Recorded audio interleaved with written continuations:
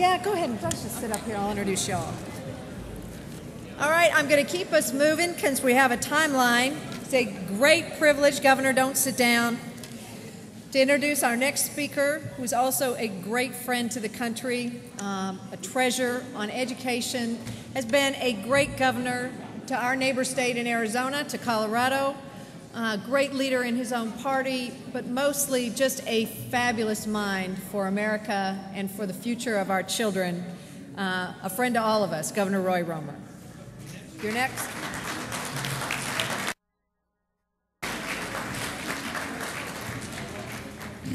What an amazing occasion.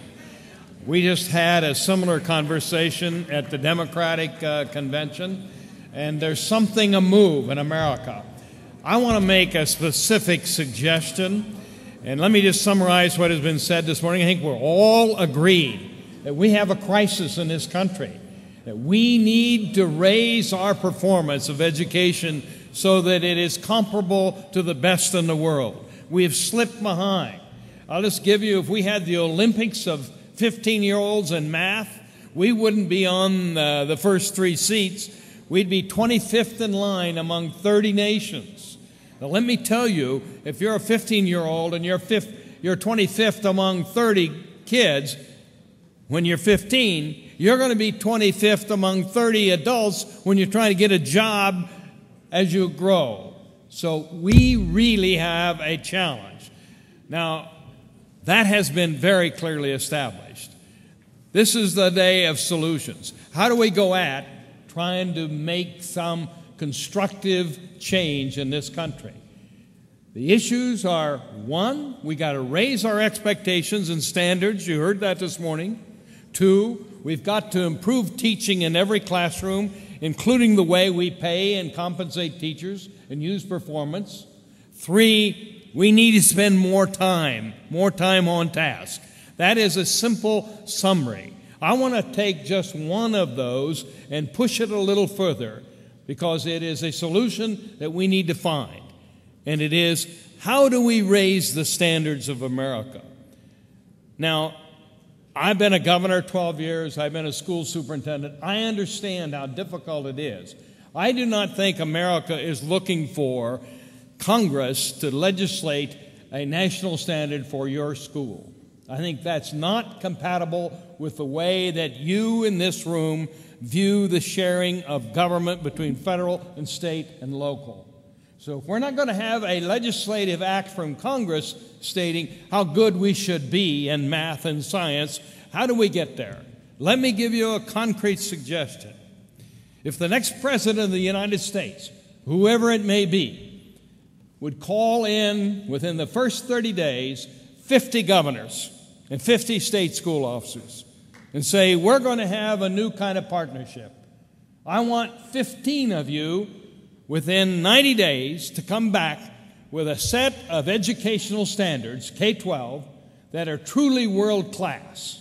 And I want you to have them benchmarked against the 10 best nations in the world.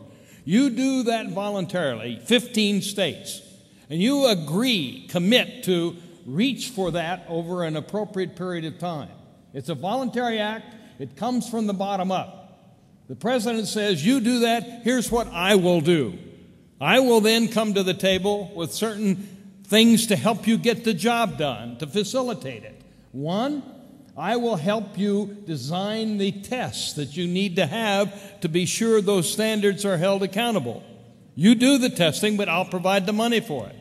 2, voluntarily you choose to do that. I will pay for not only the design of the tests, but the administration of the tests. 3, here is a package to help improve teaching. And I won't describe the content of that package. But if you get the picture, it changes the political paradigm. The states collectively decide this is how good is good enough, and we're going to benchmark it against the world annually. And then the federal government says, we'll help you get there as long as you keep your commitment to do that. Now, what happens to the other states? They can join in at any time. They begin with 2 subject matters, science and math.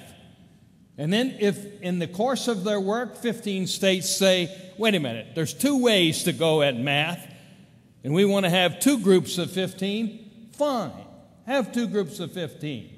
But you get the point. It is as a country, as an American nation, we agree that we have got to raise our expectations throughout the country. We have got to annually benchmark it against the best in the world. And we're doing it by a voluntary commitment. And if we say, this is how good is good enough, and we're going to commit to get there, then the federal government can come to the table without dictating to us what the content is. And our safeguard is we're no longer benchmarking against what Congress has said. We're benchmarking against the 10 best nations in the world. Now, let me put that in the language of an average family. I happen to have, with my wife, 7 children and 18 grandchildren. The average family doesn't have that many, but they're sitting at the breakfast table in the 8th grader, and they're thinking about the future of that 8th grader. And they obviously have medical tests saying this is how healthy she is, this is what kind of behavior she may need to change to continue to be healthy. But what that family needs is an educational x-ray annually to say this daughter or this son is on track to be prepared for the world that they're going to live in. Let's give them an authentic piece of information. To do that, you got to have standards you reach for, authentic tests, and I don't mean the bubble tests that are cheap. I mean really authentic tests. Now, that's a little bit of detail for a political audience, but the reason I give it to you is the following. I have been a campaigner most of my life. I saw people go to Iowa in both political parties, and they're hesitant to talk about education. You know why? They don't know how to do it at a federal level. They're fearful of the reaction of local residents saying, don't tell me how to run my school. We need to change that paradigm. We never can be a great nation unless we change it. Therefore, as local 50 states, we've got to find a mechanism to agree on common standards that are benchmarked against the world, and then turn to a federal government and say, facilitate us to get there with the appropriate kind of incentives. That doesn't then have Washington telling us what to do. It's really Washington being there to assist something we've already decided to do. Now, I'm done with that illustration. The reason I put it on the table is that it is one of the critical pieces of policy that this nation has got to face. We are in a very competitive world. You saw it in the film. You heard it in the discussion. We got to raise our expectations. America is not aware of how tough this competition is going to be in the next 30 or 40 years. We need an annual reminder, this is where the world is going.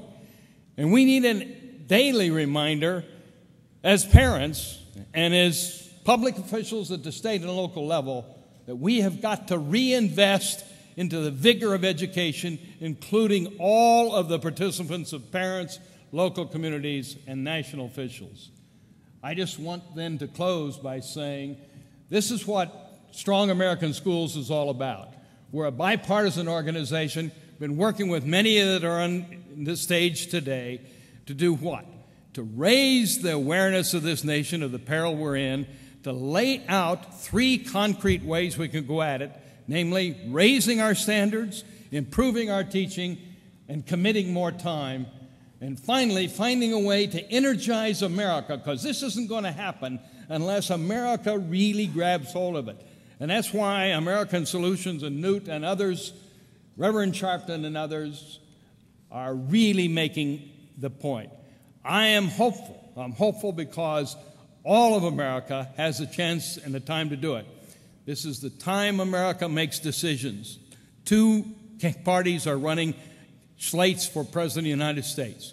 In that discussion, we ought to be talking about how we can be a great nation, how we can serve our collective communities, but particularly, how can we give our own children the life they were born to be? I think that education is the key to that approach. It ought to be discussed thoroughly and deeply, and we ought to find a way as Americans to approach these solutions. Thank you very much.